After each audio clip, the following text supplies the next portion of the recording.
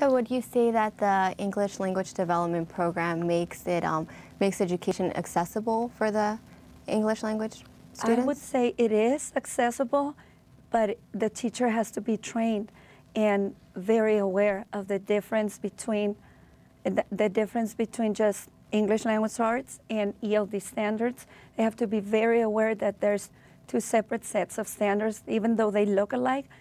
ELD, it has accommodations, some modifications for the students, and also they need to be aware of the fact that these students are doing double the work. Sometimes teachers don't realize that, or sometimes they do, but it's just so much work that it is hard to reach every individual with every different need. Which leads me to my next question. I'd like to direct this to you, Lynn. How does a teacher that finds herself or himself in a classroom full of just dominated by English-speaking students fill the needs of a ESL student? So if you have a class of all English-only students, and let's say you have one student or two that are, let's say, just recently came from a different country.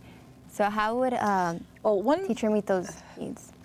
Teachers, as well as members of the public, really need to understand English language development. If you know anything about how long it takes to learn a new language, one of the things we teach our teacher credential students is, I think it has to do with finding a soft, warm, gentle, welcoming place in your heart to understand that it's difficult to perform when you don't understand the language. If you put me in an airplane and you flew me to Korea tomorrow and you said, okay, now you go to school in Korea and you read and write in Korean, and by the way, by the end of the year we want you to be on grade level, it's ludicrous. It takes many years to learn to acquire a language.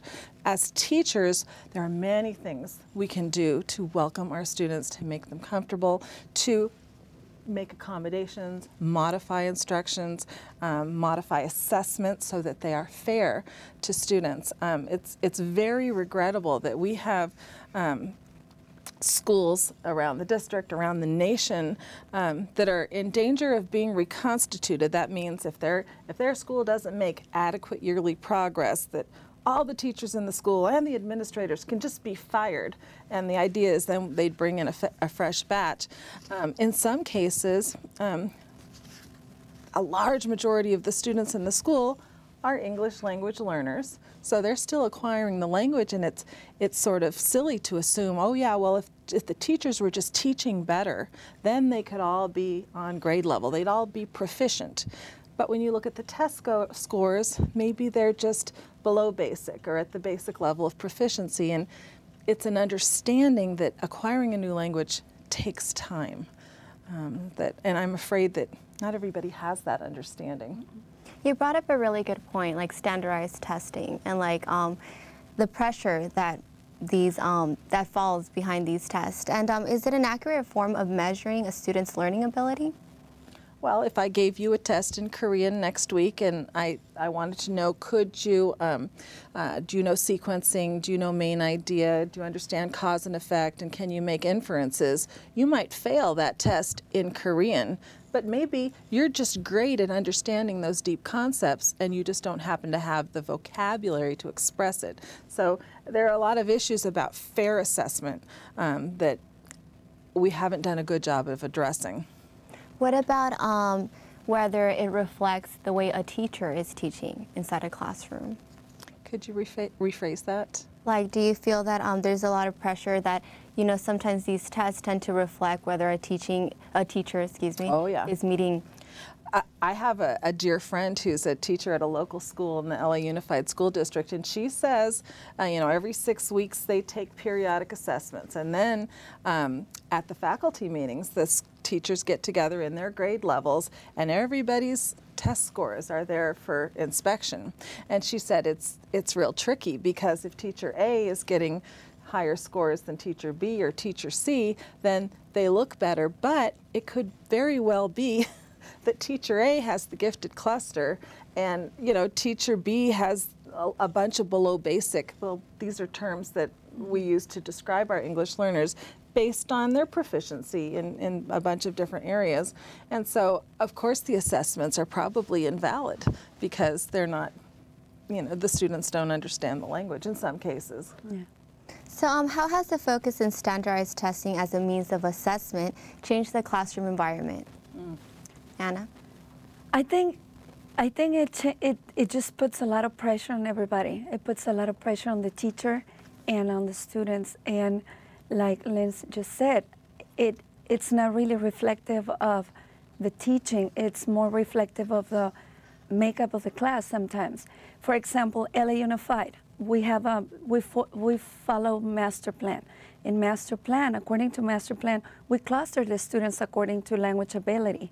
So let's say class A has English-only kids.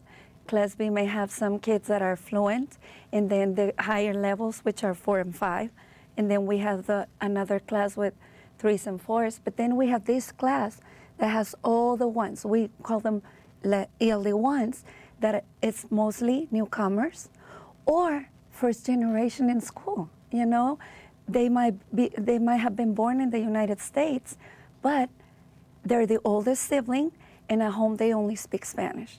And none of the parents speak English, so they have no support at home. They go home, they do the homework, and while it's like 1 + 1, they understand how to help them, but once you get into reading and phonics and sounds they don't know, because for example in Spanish, I can speak for Spanish, but there's many examples in different languages. In Spanish, there's no TH sound. In Spanish, there's no SH. So the kids try to make sense out of them, and instead of pronouncing TH, they pronounce the sound of the F. So it is different things that really make up for the reason for a class being lower than another, and not necessarily just the teaching. And can I add something? Yeah. So we think there's a lot of good teaching going on in the schools. As you know, we've got billions of dollars poured into curriculum. We've got phonics in place. We've had a lot of professional development. And we think scores have gone up over the last 7 or 8 years quite nicely. Kind of regrettable that the upper grades are not coming along. We're doing less of a good job of turning students into independent readers. Probably they're all online exercising their thumbs and doing electronics, but we're doing a better job definitely in the elementary schools of getting kids on the road to reading. So there's more good teaching going on, but there's an incredible amount of pressure to get students performing so that it'll look good on the standardized tests. And the principals have the superintendents breathing down their neck, and the teachers are being told, stick to the pacing plan.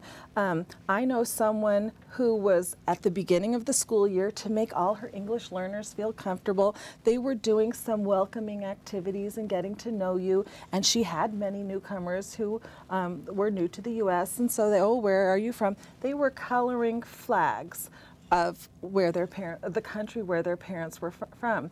And she was reprimanded by the principal who walked through the room, who wrote her up later and said, oh, you can't have kids coloring flags. They were supposed to be doing something academic. And then another story of somebody who was teaching math. The teacher said, oh, I need to review this skill. They didn't get it yesterday, so she's going to take 15 minutes and really do a good job.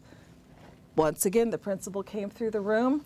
Oh, it was supposed to be reading and language arts time, and she got scolded for teaching math really well, and according to her assessment, the kids needed to be taught math. So it seems that sometimes very well-intentioned administrators who are probably only following the directions of the, of the regional superintendents, or who knows where they get their direction, are telling teachers not to use their good sense of professional decision making, and I find that really regrettable, and there's a lot of unhappy teachers out there. So would you say that a little bit like the pressure that these tests bring along with them, like would this affect the quality of teaching of some teachers? Sure, certainly.